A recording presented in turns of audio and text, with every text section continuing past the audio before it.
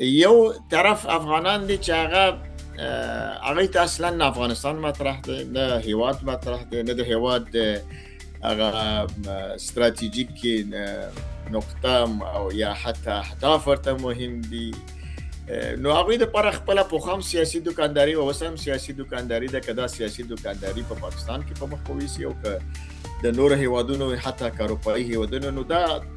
که چېرته رښتیا هم دوی دپاره یو چا مخ کولی یا څه شی ورته ورکولی، لوی هیوادونه دا کار ونه کو نه کوي. نو فلهذا دوی د پاکستان په هغه نفوذ چې تاسو ورته اشاره کوله، دا هغه تقریبا غواړي چې د لوبې یو برخه اوسي. اما دا فکر کوم نه د افغانانو لپاره په تاریخي لحاظ باندې بعد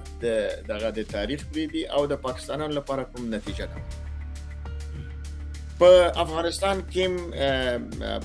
په اول د بون کې چې غلط چې فیصله وشوي او